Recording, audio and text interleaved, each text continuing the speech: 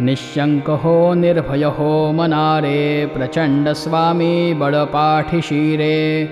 अतर्क्य अवधूत हे स्मर्तुगामी, अशक्य हि शक्य करतील स्वामी. जिथे स्वामी चरण तिथे न्यून काय, स्वये भक्त प्रारब्ध घडवी हि माय.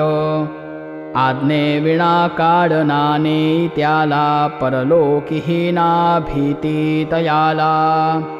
उगाची भीतोसी भय हे पळू दे, जवळी उभी स्वामी शक्ती कळू दे.